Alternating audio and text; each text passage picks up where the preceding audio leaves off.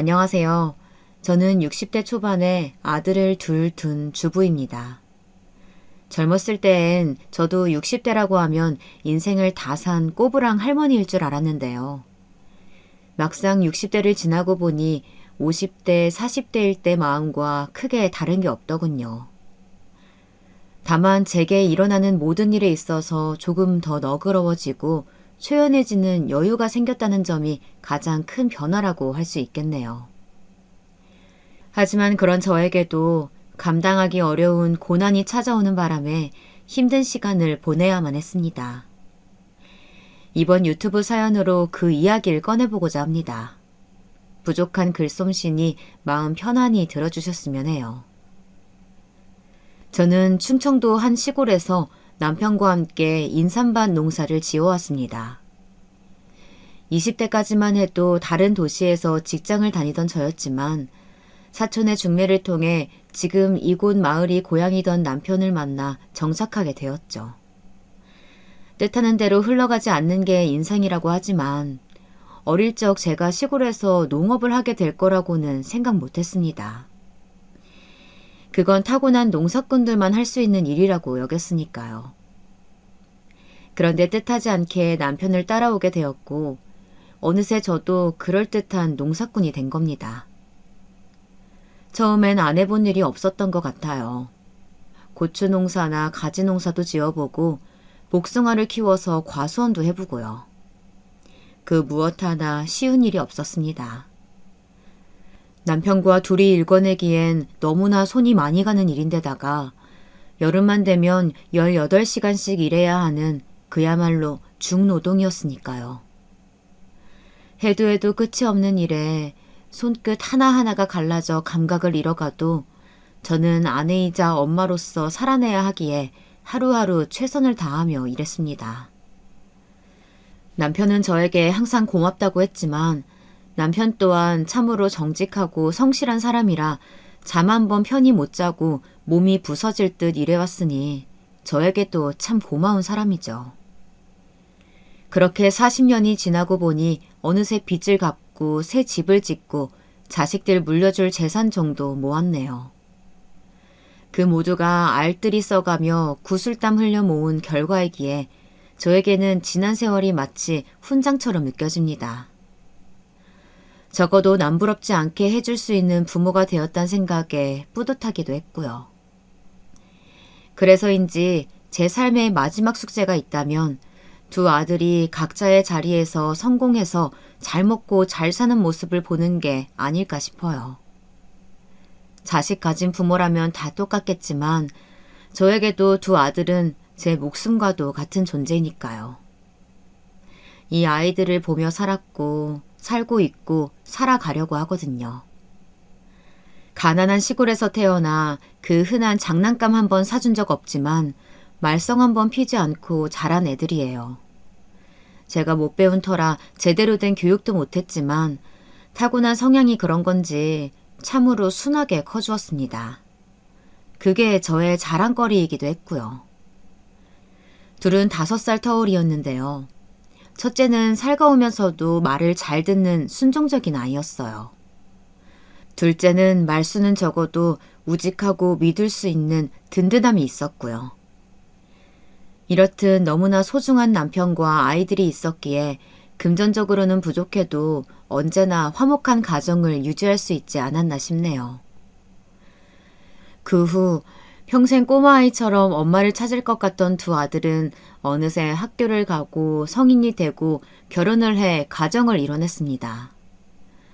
그간의 시간들이 어떻게 흘러간지는 모르겠어요. 시간은 나보다 아들들에게 더 빨리 적용되는 게 아닌가 싶었죠.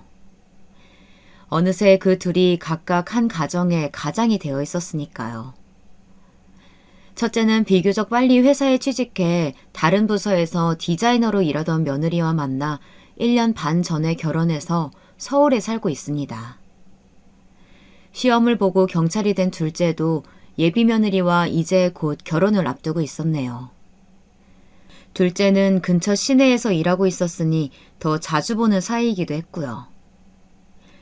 첫째가 30살이 되던 해 처음으로 결혼하고 싶다며 여자친구를 집으로 데려온 날이었습니다. 그날따라 저는 유독 긴장을 많이 했었습니다. 혹여나 시골에 대한 안 좋은 시선으로 인해 우리 집에 들어오길 꺼려하면 어떡할까. 우리가 세련되지 않은 사람들이라 아들과 결혼하길 싫어하면 어쩌지. 여러 가지 생각이 들더군요. 하지만 그런 걱정은 기우였던 듯이 그 아이는 특유의 명랑함으로 우리를 친절히 대해주었죠. 이런 마을은 처음 와봤지만 도시와 다르게 자연의 따뜻하고 온화한 분위기가 마음에 든다면서요. 나중에 나이 들면 이런 시골 마을에서 사는 것도 너무 좋겠어요. 원래 그런 로망 하나쯤 가지고 있잖아요. 어머님, 아버님 댁 옆에 살아도 좋을 것 같고요. 그치, 지은 씨? 적당히 강단도 있고 고집도 있어 보이는 게 첫째와 잘 어울리는 아내감이라고 생각했죠. 첫째는 다 좋지만 약간은 무른감이 있어서 줏대를 잡아줄 사람이 필요한 것 같았거든요. 그 만남 이후로 첫째 아들의 결혼은 일사천리로 진행되었습니다. 그동안 모아둔 돈으로 집을 마련해 주려고 했지만 첫째가 거절하더라고요. 자신이 모아둔 돈도 있고 첫 집은 대출을 받아서 전세로 가려고 했다면서요. 엄마, 괜찮아. 요즘 다 대출받아 사는데요, 뭐. 안 도와주셔도 돼요. 아니다. 엄마 아빠의 성이야. 젊은 너희들이 돈 모으는 거 쉽지 않을 텐데 벌써부터 빚내면 안 되지 않니? 고마워요, 어머님. 이 은혜 잊지 않을게요. 역시 우리 어머님 배포가 크셔. 그래도 자식이 결혼하는데 부모가 되어서 손 놓고 있을 순 없으니 반 정도는 보태주었습니다. 첫째는 너무나 미안해하면서도 고마워하며 꼭 갚겠다고 했지만 어차피 자식들에게 나누기 위해 모아온 돈이라 전혀 아깝지 않았습니다. 또 며느리의 살가운 모습에 기분도 좋더군요. 오히려 그때 전 제 계산보다 한참 적은 금액을 지원해준 터라 나이가 더 들고 나면 가게라도 차릴 목돈을 물려주기로 염두에 두었죠. 둘째는 사실 결혼을 안 할 줄 알았어요. 워낙 애가 숫기가 없어서 연애와는 담을 쌓았거든요. 그런데 중학교 동창을 다시 만나더니 이렇게 식을 올리게 된 거죠. 그 사람이 누구든 간에 둘째가 함께 할 반려자가 생겼다는 것만으로도 저는 정말 행복하더군요. 세상에, 동창을 다시 만나고 있다고? 네. 너무 잘 되었구나. 세상에. 둘이 연애를 한다는 이야기만 들었을 때도 참 기뻤어요. 그저 너무 기분이 좋았습니다. 결혼이 삶의 종착역은 아니지만 그래도 내 자식들만은 일생을 외롭지 않도록 결혼하는 걸 봐야 마음이 편할 것 같았거든요. 어찌됐건 여기까지가 제가 걸어온 길고도 짧은 길입니다. 고단한 삶이었지만 순탄하다면 순탄한 일상이기도 했죠. 하지만 문제는 예상치 못한 시기에 갑자기 저를 덮쳐왔습니다. 첫째가 결혼한 뒤 1년 반이 지나고 둘째가 결혼을 반년 정도 앞둔 때였습니다. 그러니까 둘째 며느리가 될 애가 한번 인사를 오고 가족 간의 단합을 다져가고 있을 때였죠. 처음 둘째 며느리가 될 애가 저희 집에 인사를 왔는데 글쎄 첫째 며느라기가 조금 시기 질투를 하는 것 같더라고요. 아님 군기라도 잡을 모양인 건지 둘째 아이를 내내 못마땅하게 보는 것 같았어요. 어머님, 안녕하세요. 둘째 며느리가 수줍게 인사를 건네고 들어올 때부터 성격이 내성적인 아이라는 건 짐작하고 있었는데 사실 시부모를 처음 뵙는 자리이면 누구나 더 어렵고 불편할 수 있잖아요. 근데 첫째 아이가 어머, 우리 동서될 사람은 집안일 안 해봤나 봐. 과일을 못 깎어? 아니 근데 왜 이렇게 사람 말이 느려? 내가 아까 물은 질문을 지금 하네.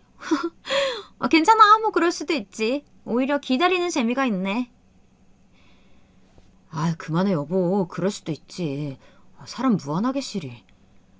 아니, 그냥 나는 장난으로 하는 말이었지. 기분 나빠하지 마세요. 그래, 좋은 자리에 좋은 말만 오가야 하지 않겠니? 그래, 아가씨는 어디서 일을 한다고요? 장난이라고 하는 말 속엔 뭔가 그냥 지나칠 수 없는 의미심장한 의미가 담겨 있는 것 같았어요. 좋은 분위기가 첫째 며느라가로 인해 어그러지는 것 같자 급히 남편이 수습을 했지만 차마 이때의 찝찝함은 지울 수가 없겠더군요. 뒤에 저에게 일어났던 일을 생각하면 더더욱이요. 첫째 며느라간 명랑하고 강단도 있어 보이지만 그만큼 자기 주장도 강하고 어딘지 날카롭고 뾰족한 구석이 있었어요. 안 좋은 의미로요. 그게 뭔진 그땐 잘 몰랐지만요. 아무쪼록 저 때 이후로 두어 번 정도 같이 자리를 했는데 어쩐지 둘째도 둘째 며느리도 첫째 며느리를 불편해 하더군요. 저한테 대놓고 험담을 한다거나 하진 않았지만 그냥 묘하게 느껴지는 분위기가 그랬습니다. 어머, 여기 음식 맛이 조금 그러네. 어머니 입맛에 맞으세요? 전 여기 꽤 비싼 곳이라고 해서 온 건데 여기 누가 예약한 거예요? 예비동서가 예약한 건가? 후기 이런 거 잘 살펴보고 예약하지 그랬어. 요즘 인터넷 보면 후기들 많이 써져 있는데. 네, 죄송해요. 괜찮다 나는. 그만해라. 네, 어머님. 전 어머님 입맛에 안 맞으실까 봐요. 그래서 그런 거죠. 어렵게 자리를 만들어 식사를 하려고 해도 꼭 마지막엔 분위기가 이상하게 이어지더라고요. 그런데 첫째 며느라간 저에게만큼은 살갑고 이쁘게 말만 하려고 했기 때문에 그걸 지적하기가 어려웠습니다. 차라리 저한테 했다면 무슨 말을 얹었겠지만 어쨌든 먼저 집에 들어온 첫째 아이의 마음을 상하게 하고 싶진 않았고 괜한 형님 동서 갈등을 만들고 싶지도 않았습니다. 그래서 넘어가게 되었죠.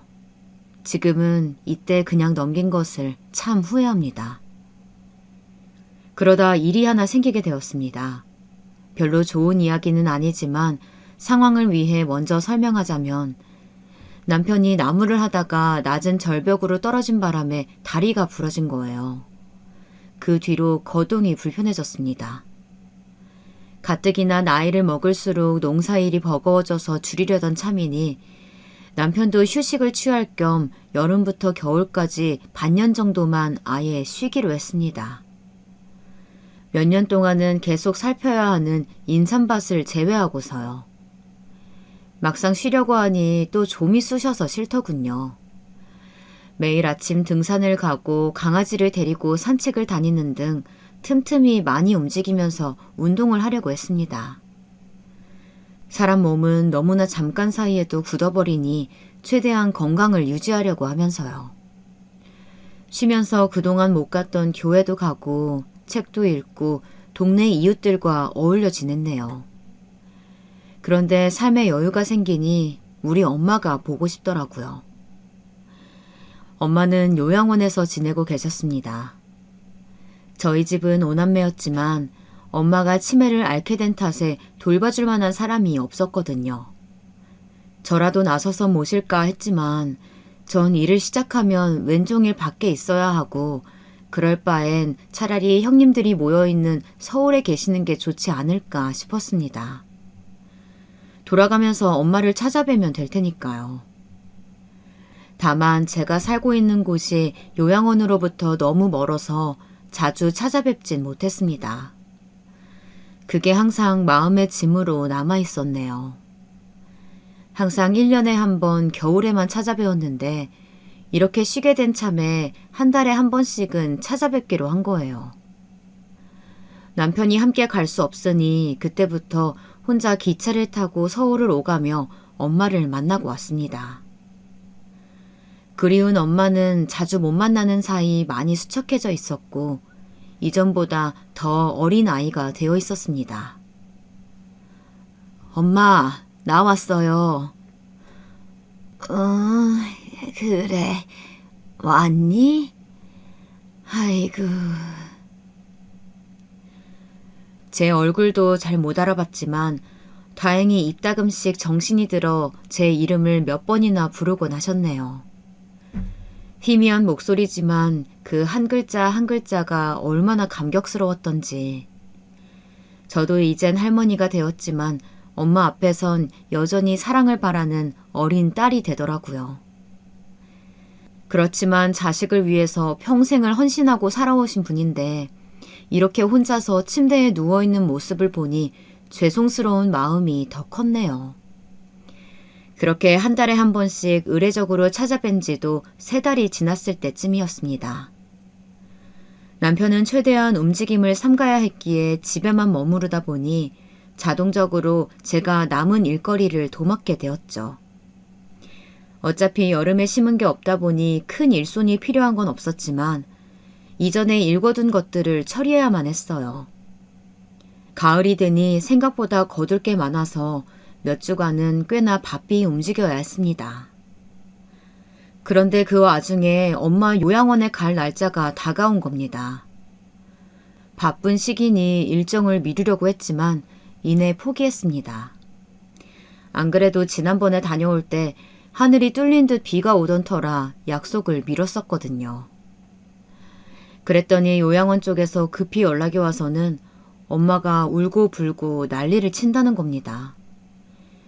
막내딸이 오늘 오기로 약속을 했는데 오지 않았다면서 찾아달라고 그런 거라고 하더라고요.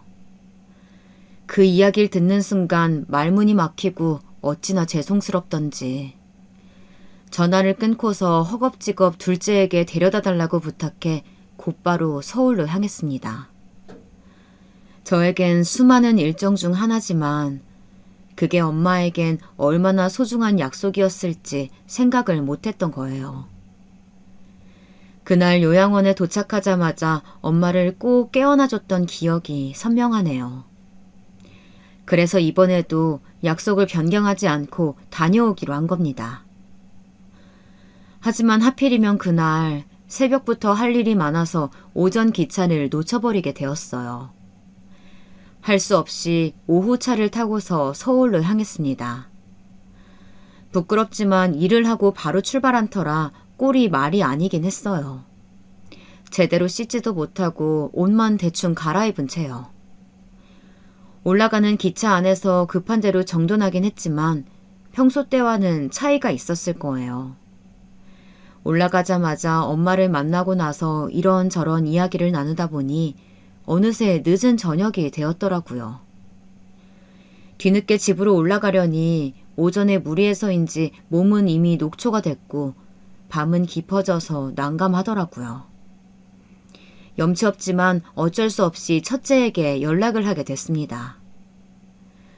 이전에도 외할머니 요양원 가게 되면 본인 집이 근처니 와서 자고 가라고 몇 번이나 말했었거든요.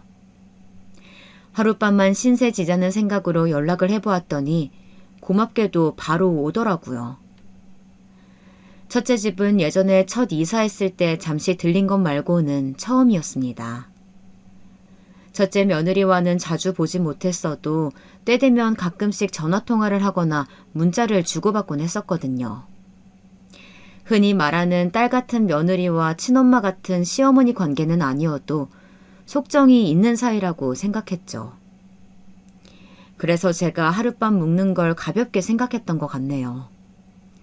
이게 저의 실수라면 실수였던 것 같습니다. 첫째 집에 도착하고 나니 며느리가 반갑게 맞이하더라고요. 어머니, 지은 씨한테 이야기 들었어요. 너무 잘 오셨어요. 근데 집을 깔끔하게 못 치워서 죄송해요. 어머니 집이라고 생각하고 푹 쉬다 가세요. 아휴, 고마워라. 이렇게 갑자기 오게 돼서 다은이 너한테 너무 미안하네. 신세지고 싶지 않았는데. 아유, 그런 말씀을요. 오히려 잘 됐어요. 밤늦게 돌아가시면 위험하셨을 테고 이렇게 된 거 아들 집도 구경하시면 좋잖아요. 고맙다. 고마워. 빈말이라도 먼저 나서서 반겨주고 챙겨주는 며느리가 너무나 고맙더군요. 저는 샤워를 마치고서 아들 부부와 함께 이런저런 이야기를 나누었습니다. 저는 그동안 제가 남편과 둘이 지내며 있었던 소소하고 소박한 하루 일과들, 지난 시간 동안 마을에서 일어난 수많은 자연 변화와 여러 볼거리들에 대해서 말해주었죠.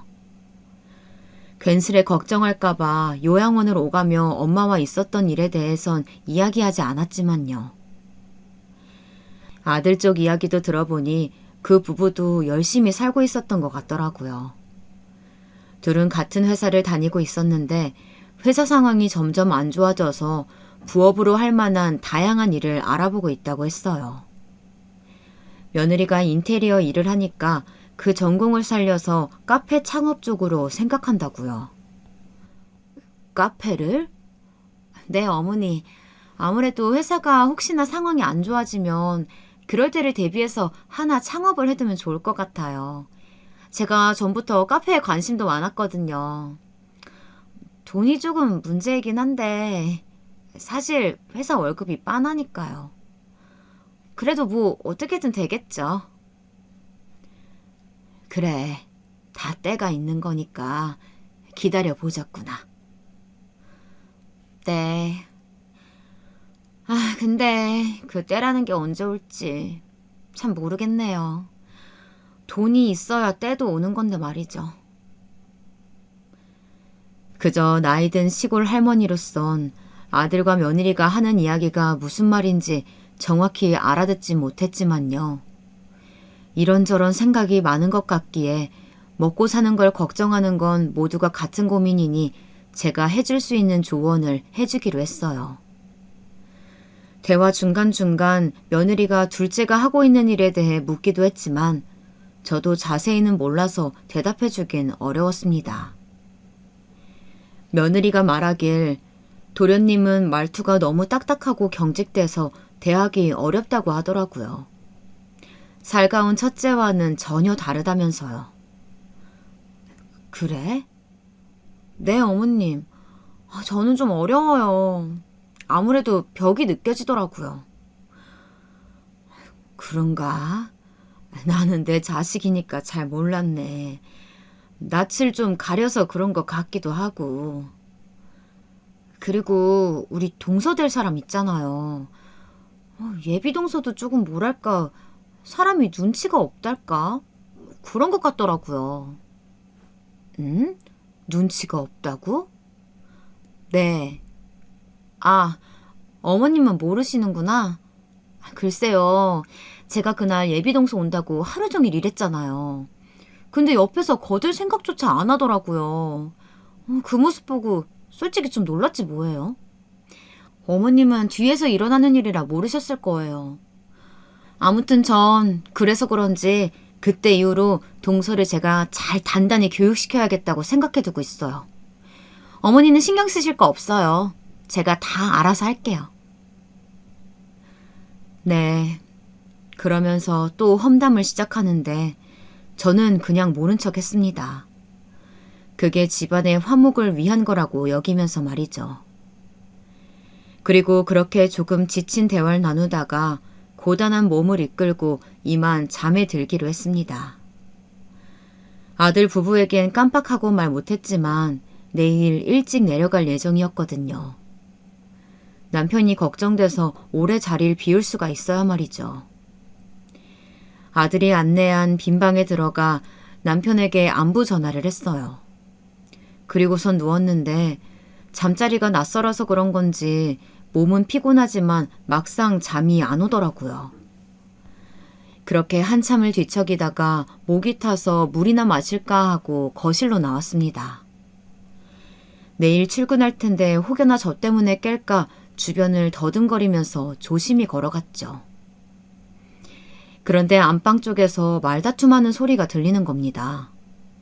내가 낄 일은 아니다 싶어서 모른 척하고 컵에 물을 따르고 있었어요. 물이 은은하게 쪼르륵 떨어지는데 그 소리 사이로 며느리의 한마디가 들린 겁니다. 작은 목소리였지만 너무나 선명하게 들려왔어요. 그래서 어머님은 언제 간대? 저는 설마 제 이야기인가 싶어서 천천히 안방 쪽으로 걸어갔습니다. 그냥 끝까지 모른 척 했다면 그 후엔 지금과 아예 다른 상황이 펼쳐지고 있을지도 모르겠네요. 하지만 그때 당시 저는 혹시 제가 민폐되는 일을 한 걸까 겁이 났어요. 그래서 꼭 그 이야기를 듣고 싶었던 것 같습니다. 제가 안방 틈 사이로 들었던 대화는 정말로 아들 부부가 한 말이 맞는지 아님 또 다른 사람이 있는 건 아닌지 의심할 정도로 상상하지 못한 이야기였습니다. 차마 다시 떠올리는 것조차 두려운 일이지만 두 사람의 대화는 분명 이런 내용이었습니다. 그래서 어머니는 언제 간대? 모르겠어. 아마도 오래 계시진 않을 거야. 지금 시골에 일도 많으니까. 아니, 그래서 그게 정확히 언제냐고. 지금도 어머니한테서 호레비 냄새나 죽겠어. 그 스테이지 같은 호레비 냄새 말이야. 마주보고 있는데 내 머리가 다 아플 지경이라고. 나 냄새 예민한 거 몰라? 도대체 나더러 언제까지 버티라는 거야? 미안해. 네가 그렇게 민감하게 생각할 줄 몰랐어. 오늘은 아마도 일하고 오셔서 그런 걸 거야. 내일 하루만 더 참으면 되는데 괜찮을까? 엄마는 분명 내일 오전쯤 나가실 거야. 당신이 그랬지. 어머니 요양원으로 병문안 다니신다며. 알고 보면 본인이 다녀야 하는 거 아니야? 저렇게 굼뜨고 냄새나는 노인네는 그냥 요양원에 있는 게 도와주는 거라고. 귀찮게 비위 맞추는 것도 한두 번이지. 알겠어. 미안해. 내가 내일 엄마 가고 나면 우리끼리 외식하자. 너 좋아하는 파스타 먹으러 가자. 내가 레스토랑 예약해둘게. 자기 때문에 참는 거야. 한 번, 이번이 마지막이야. 다투는 소리가 잦아들었지만 저는 그 자리에서 한 발자국도 움직일 수 없었어요. 그 순간만큼은 차라리 꿈이길 바랬습니다. 잘못 들은 거길 바랬어요. 그토록 믿고 의지했던 첫째 아들 부부에게 배신당하고 모욕을 받은 게 너무 수치스러워서요.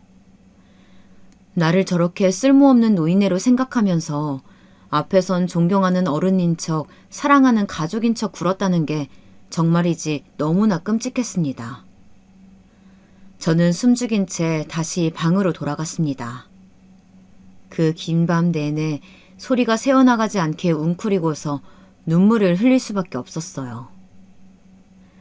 그동안 아들만을 바라보며 그 힘든 순간들을 견디고 버텨온 내 신세가 딱하고 안타까워서 울음이 멈춰지질 않더라고요.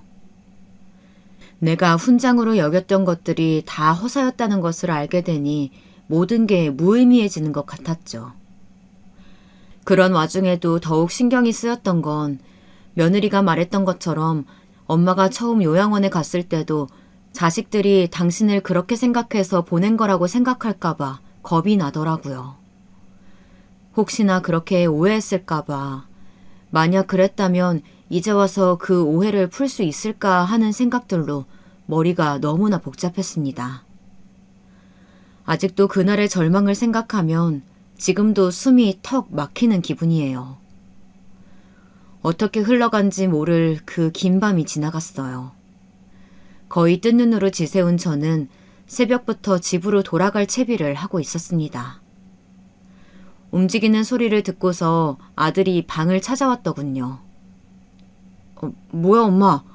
왜 이렇게 일찍 일어났어? 벌써 가려고? 저를 보며 평소처럼 말을 거는데 도저히 얼굴을 쳐다보지 못하겠더라고요. 울음이 터져 나오려는 걸 억지로 참고서 아무 말 없이 그렇게 집을 나섰습니다. 아들이 붙잡는 걸 뿌리치면서요. 나 간다. 엄마 왜 그래? 무슨 일 있어? 왜 말도 없냐고. 알았어. 그럼 데려다 줄게. 밥만 먹고 가. 그렇게 저는 기차를 타고 집으로 향했습니다.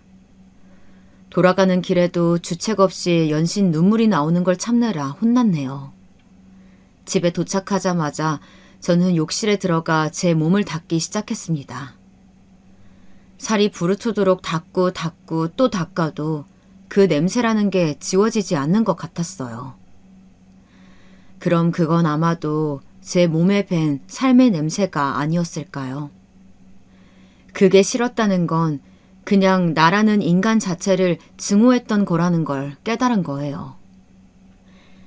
그렇게 욕실에서 하염없이 몸을 닦아내는 동안 남편이 다가와 무슨 일 있냐고 물었지만 아무 말도 할 수 없었고요. 그 뒤로 제 상태를 걱정한 남편이 이따금씩 첫째 아들과 통화하는 소리가 들렸지만 그래도 방 안에 틀어박힌 저는 여전히 자리에서 일어날 수가 없었습니다. 그렇게 하루 이틀이 지나고 나서야 배가 고프고 그만 일어나고 싶다는 생각이 들더라고요. 남편의 도움으로 몸을 일으킨 저는 전과 같은 기력을 되찾기 위해 조금씩 움직이는 노력을 했어요. 그러자 며칠간 아무것도 말하지 않고 옆을 지키던 남편이 조심스럽게 묻더라고요. 서울 가서 무슨 일이 있었냐고요. 더 이상 비밀로 할 수 없을 것 같아서 솔직하게 전부 이야기했습니다. 제가 말하고 듣고 느낀 전부를요. 묵묵히 듣고 있던 남편은 이야기가 끝나자마자 참았던 눈물을 흘리더라고요. 그리고선 제가 혼자 감당했어야 할 그 고통들에 대해서 안쓰러워하며 자식을 잘못 키웠다고 모두 자기 죄라고 말했어요. 내 죄야. 내가 그놈을 잘 가르쳤어야 하는데 내가 자식 교육을 잘못 시켰다. 내 죄야. 당신은 슬퍼하지 마. 아니에요. 아니야. 이게 왜 당신 탓이에요. 내 탓이지. 정말 자식 키우는 거 참 힘들구만. 힘들어. 죄라는 말이 너무나 마음이 아파서 저는 남편을 안았고 우리 부부는 서로를 부둥켜 안고서 소리 죽여 울었습니다. 우리는 그저 한평생 우리 자리에서 최선을 다해 일해온 것뿐인데 대체 무슨 죄를 지었기에 이런 고통을 받아야 하는 걸까요? 억울하고 분해서 참을 수가 없었어요. 그 뒤로 저와 남편은 깊은 우울감을 느낀 탓에 집 안에서만 머무르며 조용히 생활했습니다. 저희 집에서 가까이 살던 둘째가 이런 변화를 자각하고서 때마다 찾아오기 시작했죠. 우리가 걱정돼서 온 거였지만 좀처럼 입을 열지 않으니 답답해하는 것 같았어요. 엄마, 아빠, 왜 그러세요? 정말 아무 일 없으신 거 맞아요? 괜찮다. 정말 괜찮아. 거기다 둘째 며느리가 될 아이까지 걱정스레 저희를 쳐다보는데 도저히 입이 떼어지지가 않았습니다. 어떻게 그런 말을 다른 자식에게 할 수 있겠어요. 차마 입이 떨어지지 않아 눈길을 돌렸지만 대신 아이들은 곁에서 잠자코 기다리며 우리를 열심히 보필해 주었네요. 그때 정말로 둘째와 둘째 며느라기가 될 아이에게 큰 고마움을 느끼고 있었습니다. 평생 느껴보지 못한 고난의 순간이 우리 부부에게 한꺼번에 찾아와 낙담하고 있었을 때 기꺼이 우리의 손발이 되어준 둘째가 있었기에 조금씩 힘을 낼 수 있었던 것 같아요. 절망 속에서 발견한 희망처럼 말이죠. 그로부터 2주 후 저의 생일이 다가왔습니다. 생일을 챙길 기력이 없어서 이번엔 따로 모이지 않고 개별로 알아서 잘 보내라고 일렀네요. 그런데 눈치 없고 말기 어두운 사람이 제가 걱정됐던 건지 아니면 둘째에게서 다른 소식을 들은 건지 모르겠지만 첫째 부부가 집까지 찾아왔습니다. 양손에 과일과 떡을 잔뜩 사들고선 왔더라고요. 여느 때처럼 반갑게 웃으며 저에게 달려오는데 저도 모르게 뒷걸음질 치고 말았어요. 그 순간 모든 게 정막으로 바뀌었습니다. 저의 반응을 보고서 놀라 멈춘 거지만요. 이에 며느리는 다분히 놀란 듯 보였습니다. 왜 그러세요, 어머니? 무슨 일 있으신 거예요? 아니다. 잠깐 놀라서 그래. 다은이, 너도 먼 곳까지 오는데 고생 많았을 텐데 어서 들어와라. 그렇게 예상치 못하게 저의 생일 축하상이 준비되었습니다. 아직은 첫째네 부부를 제대로 마주할 용기가 없었지만 너무 순식간에 진행된 일이라 어쩔 수 없었죠. 둘째까지 오고서야 가족들 전부가 모였고 오랜만에 만난 어색함을 지우기 위해서 아이들은 분위기를 띄우기 위해 노력했습니다.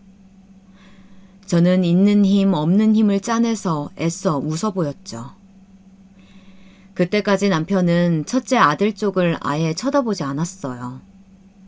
크게 화를 내려는 걸 제가 옆에서 계속 말려서 멈출 수 있었습니다. 오늘 같은 날은 우선 넘기자고요. 그런데 문제는 다 함께 저녁을 먹고서 과일을 먹을 때 발생했습니다.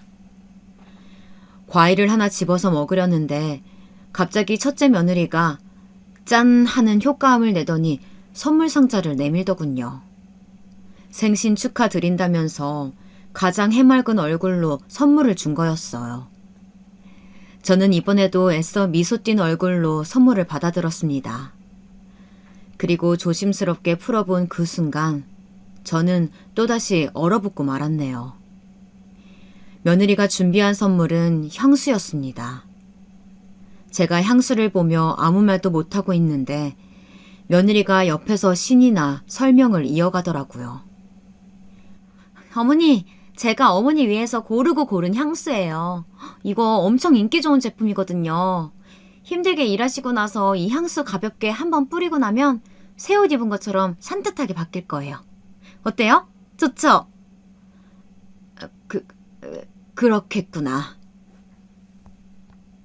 그렇게 말하는데 한편으로는 그때 아들 집에서 들었던 목소리가 같이 떠오르더라고요. 지금도 어머니한테 호레비 냄새나 죽겠어. 그 수태지 같은 호레비 냄새 말이야. 마주보고 있는데 머리가 다 아플 지경이라고. 나 냄새에 예민한 거 몰라? 저는 그 어지러운 목소리들을 더 이상 참지 못하고 향수가 담긴 상자를 바닥에 던져버렸습니다. 첫째와 둘째, 며느리와 남편은 그 자리에서 굳어서 얼어붙어 버렸죠. 그리고서 저는 여태껏 너무나 물어보고 싶었지만 다시는 아들 얼굴을 보지 못하게 될까봐 차마 묻지 못했던 것들을 며느리를 향해서 소리쳤어요. 제발 그만해라. 다은이, 너 내가 호레비 냄새 나서 향수 준 거니? 네 눈에 나는 구역질 나는 병균 덩어리니까 이렇게라도 악취 지우고 싶어서 선물해 주는 거야? 너무 고맙다. 네 마음이 잘 느껴져. 겉으로는 웃으면서 헤헤거리면서 네 까만 그 속내가 안 보이니까 모든 게 만만하지? 그러니까 시어머니인 나를 이렇게 기만하는 거 아니냐? 제 악에 바친 외침에 며느리는 놀라서 아무 대꾸도 하지 못하더라고요. 그 와중에 첫째 아들만 뛰어와서는 제 손을 부여잡고 말하길. 엄마, 왜 이래 갑자기? 그게 다 무슨 말이야? 엄마가 왜 병균 덩어리냐고. 그러니까 내가 왜 너한테 그런 존재가 돼야 돼? 지훈아, 너희를 위해 평생을 살았는데 엄마한테 돌아오는 게 고작 그런 취급이야? 네가 어떻게 나한테 그래? 엄마 다 들었어. 너희 집에 간 날 밤에 너랑 다은이가 이야기하는 거 다 들었다고. 다 들었다고? 정말 그때 다 들은 거야, 엄마? 이런 생일상이 무슨 소용이고 생일 선물이 무슨 소용이니? 엄마 마음을 갈기갈기 찢어놓고선 태어난 나를 축하해주겠다고? 너희 때문에 처음으로 난 태어난 걸 후회하게 됐는데 이럴 거면 차라리 요양원에 맡기지 그래. 더러운 진짜 취급받느니 그게 훨씬 더 사람 사는 것 같겠네. 아들은 더 이상 아무 말도 하지 않았습니다. 그래요. 자기가 사람이라면 어떤 대답도 할 수 없었겠죠. 제 울부짖음에 둘째는 어느 정도 상황 파악이 된 듯 아직도 제 손을 붙잡고 있던 첫째를 제게서 떨어뜨려 놨습니다. 남편은 아들과 며느리에게 크게 호통치며 꾸짖는 것 같았습니다. 그러자 며느리가 그제야 저에게 와서 말하더라고요. 죄송해요, 어머니. 들으라고 한 이야기는 아닌데 들으셨다니 우선 사과는 드릴게요. 그런데 솔직히 어머니도 너무한 거 아니에요? 그날도 저희 상황 어려운 거 말했는데 끝까지 도와주겠다는 말씀 한 번 없으셨잖아요. 하다못해 가게 여는데 필요한 거 없냐고 묻지도 않고 열심히 하면 때가 온다니 일단 영양가 없는 말만 하셨잖아요. 저도 알아요. 지금 어머니 우리 경제적으로 도와주고도 남을 만큼 모아두신 거요. 그럼 대놓고 돈을 달라고 했으면 그게 더 나았을까요? 그럼 그거대로 싫으셨겠죠. 제가 그동안 시댁에 못한 게 뭐가 있는데요? 저 원래 그런 성격 아니에요. 살갑고 밝고 엉겨붙는 그런 성격 아니라고요. 그렇게 노력했는데 어머니는 우리 위해서 해주신 게 대체 뭐가 있냐고요. 이 광경을 바로 옆에서 지켜보던 첫째는 저와 며느리 사이에 서서 싸움을 말리지도 멈추지도 못한 채 안절부절 못하고 있었어요. 그 모습을 보며 저래서 그동안 붙잡혀 살았구나 싶더라고요. 그게 너무나 한심해서 도저히 아들을 쳐다볼 수 없었네요. 결국 돈 때문에 나한테 애쓴 거라는 거지? 그 몇 푼 얻고 싶어서 네 자신도 속이고 여태 거짓으로 우리 가족 대했다는 거 맞지? 그 몇 푼? 그 몇 푼이 저희에겐 목숨줄이에요. 어머니가 시골에만 계셔서 세상 물정 잘 모르시나 본데 사람은 누구나 목적이 있으니까 행동하고 태도를 취하는 거예요. 그러니까 그냥 처음부터 너그럽게 도와주셨으면 이런 사단 안 났을 텐데요. 돈을 쥐고서 줄 듯 말 듯 행동하니까 그러죠. 정말 구질구질하게. 근데 그 말이 끝나자마자 남편이 일어서더니 아들의 뺨을 아주 세게 연달아 3번을 때렸습니다. 그 소리에 놀라서 우리 사이에도 일순간 또다시 적막이 찾아왔죠. 저 또한 놀라 입을 벌리고 말았습니다. 아버님, 지금 뭐 하시는 거예요? 이 사람 뺨 때리신 거예요? 네가 맞지 않았다고 해서 서운해할 필요 없다. 너는 남의 집 딸이니까 우리 집 자식을 때린 거지. 이유는 3가지다. 지 애미가 며느리랍시고 들어온 애한테 욕을 듣고 있는데 멍청하게 서서 말리지도 못했으니 때린 거고, 엄마 피눈물을 흘리게 했으니 때린 거고, 이제 앞으로 이딴 나약하고 우유부단한 자식을 봐줄 일이 없을 테니 마지막으로 때린 거다. 이제 정말로 끝이니까 이만 나가라. 아버지, 아빠 죄송해요. 잘못했어요. 나가라고. 내 말 안 들리니? 남편의 말에 아들은 울음을 터뜨리면서 그제야 잘못했다고 말하더라고요. 그러자 며느리가 일어서서 아들을 억지로 일으켜 세워서 나가버렸습니다. 아들은 멍청하게도 또다시 질질 끌려가고요. 아무래도 거부할 수 없는 무언가가 있는 것처럼 아들은 며느리를 따랐습니다. 둘 사이에 어떤 이야기가 오가고 어떤 위로와 명령을 주고받았는지는 모릅니다. 다만 2 사람은 그렇게 건너올 수 없는 강을 떠났고 가족으로서 끝을 맞이한 겁니다. 물론 피가 섞인 아들과 그렇게 말처럼 쉽게 절연을 할 순 없겠지만 이번 일로 인해서 저는 마음의 문을 닫아버리고 말았거든요. 늘 순종적이고 순진했던 첫째는 이제 정말로 아내를 선택을 한 거겠죠. 그동안 무슨 일이 있었던 거예요? 힘드시겠지만 저한테도 말씀해 주세요. 엄마, 아빠. 그게 말이다. 둘째가 그제서야 무슨 일이 있었는지 진위를 물었어요. 저는 첫째 집에서 겪었던 일을 전부 말해주었고 그동안 남편과 어떤 마음으로 지내왔는지 말해주었습니다. 그러자 둘째는 아무 이야기 없이 저를 꼭 안아주었습니다. 고생했다, 미안하다 이런 말 하나 없이요. 그런데 어쩐지 그게 더 위안이 되는 기분이었습니다.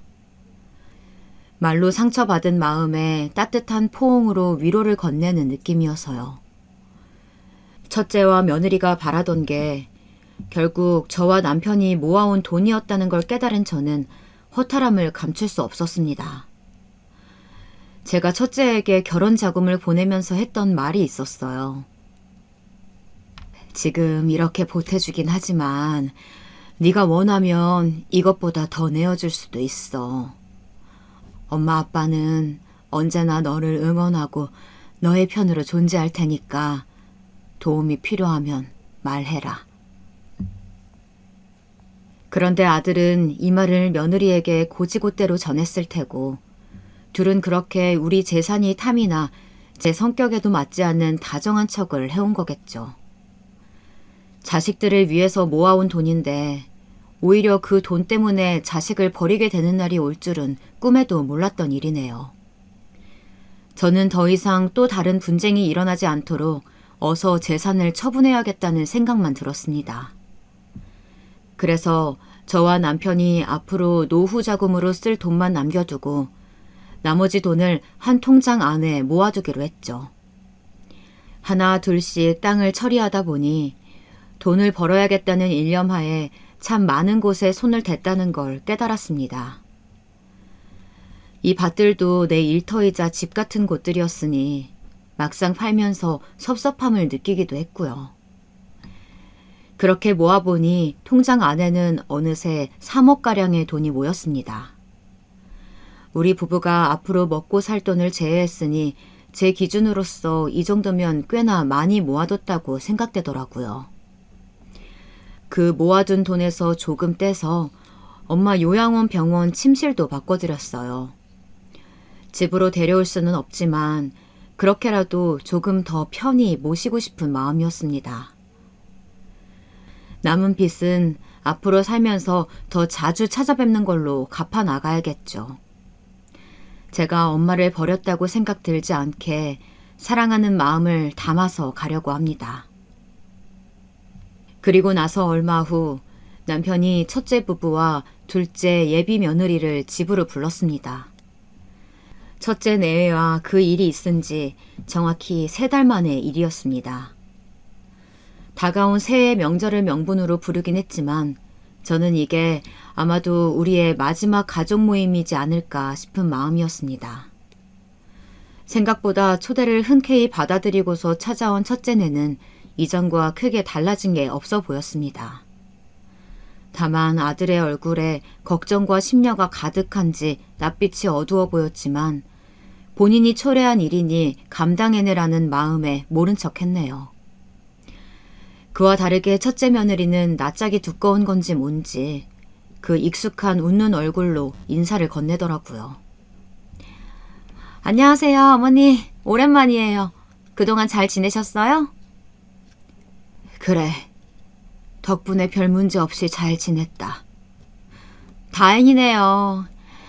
궁금하실 텐데 저희도 회사 다니면서 열심히 살고 있어요. 카페는 조만간 어떻게든 차리려고 준비 중이고요. 나중에 개업하면 한번 놀러 오세요. 제가 맛있는 커피 타드릴게요.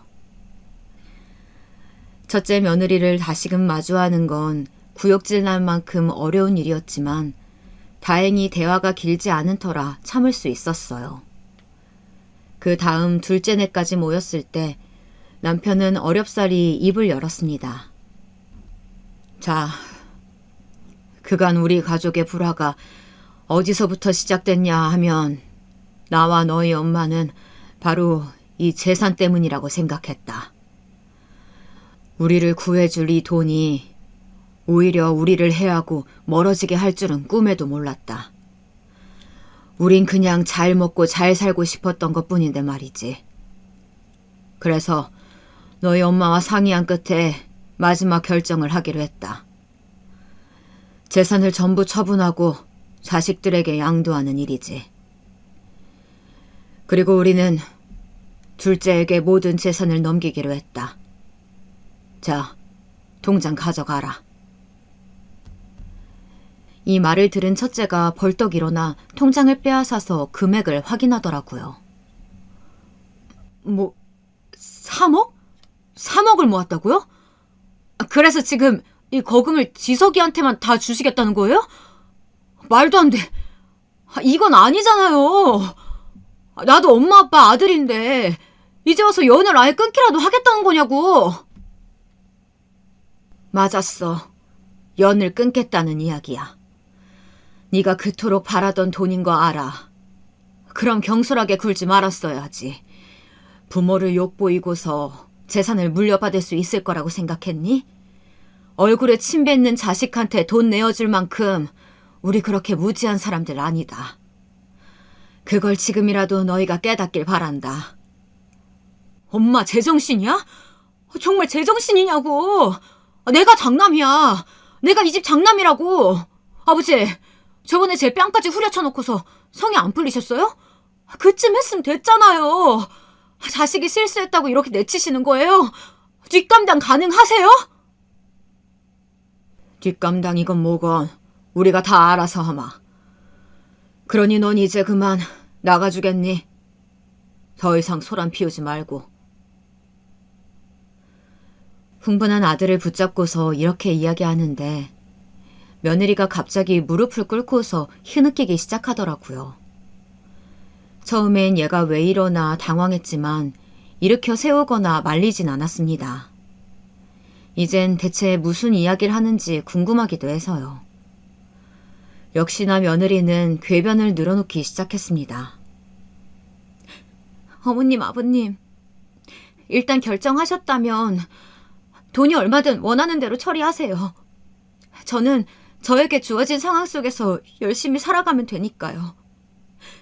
그런데 저는 사실 저번 일을 오늘 꼭 사과하고 용서 구하고 싶어서 온 거거든요. 그것만은 알아주셨으면 좋겠어요. 어머님 이야기했던 것도 전부 진심이 아니었고 어쩔 수 없는 상황이 만들어낸 저의 오만함 정도로 받아들여줬으면 좋겠어요. 다은아, 나는 어쩔 수 없니 오만함이니 그런 말들 어려워. 그래서 그냥 그게 너의 진심이라고 생각하려고 한다. 그리고 돈은 욕심 없다는 말로 들리니까 다행인 것 같네. 우리 모든 땅 팔아 번 돈 다 저기 있거든. 지석이 결혼 자금으로 알뜰히 잘 쓸 수 있도록 옆에서 응원만 해주거라. 이 말을 듣자마자 며느리 얼굴이 울긋불긋해지더니 또다시 첫째를 데리고 나가려 하더라고요. 그런데 이번엔 첫째가 나가지 않고 버티는 겁니다. 글쎄, 정과는 정반대의 상황이었네요. 나가려면 당신 혼자 나가. 난 여기 있을게. 이렇게는 못 나간다고.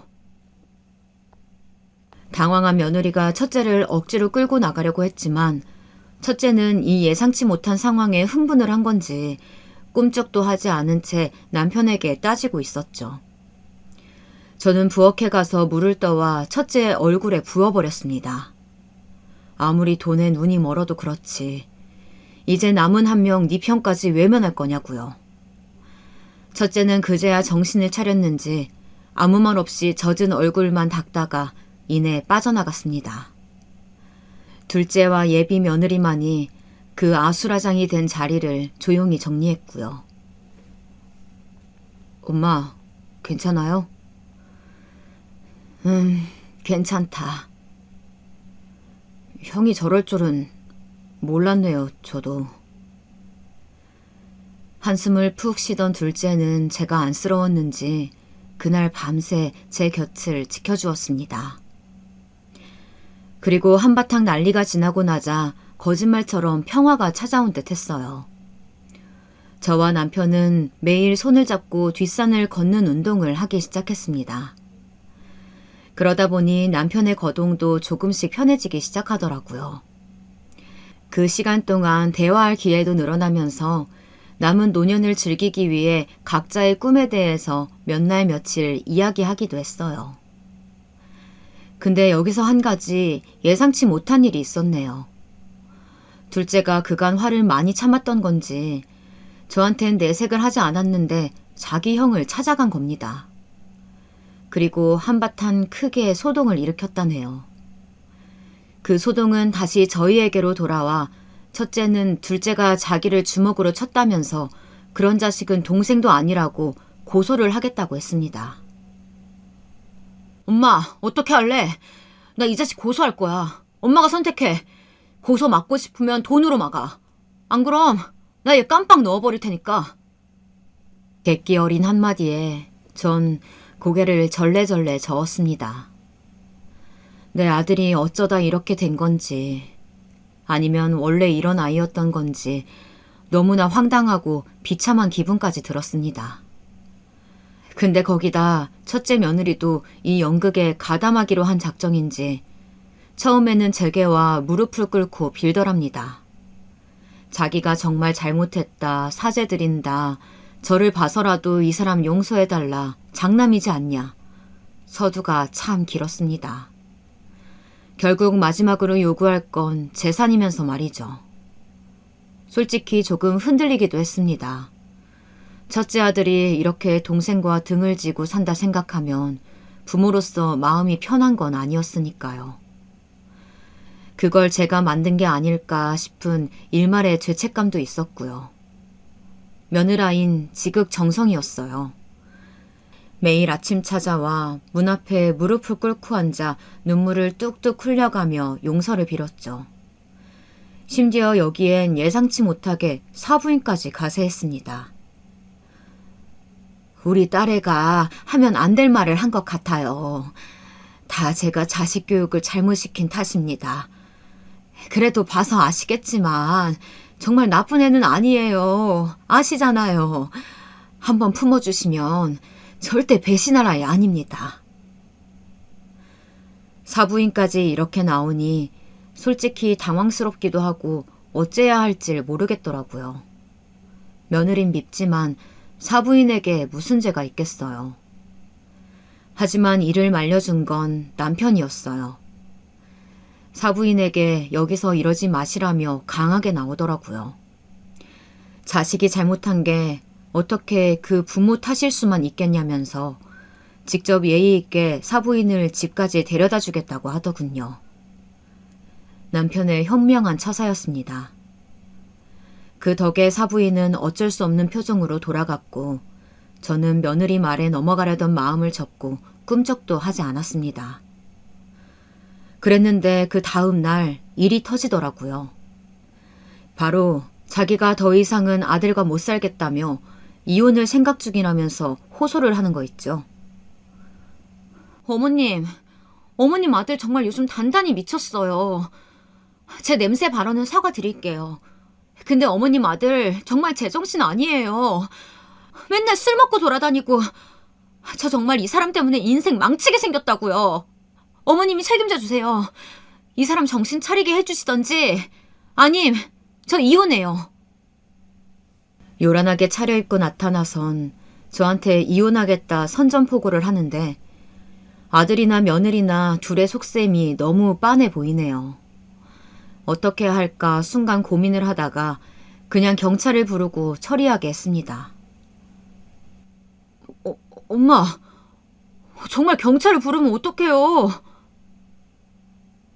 왜? 못 부를 거 있니? 너 고소 그런 거 좋아하잖니?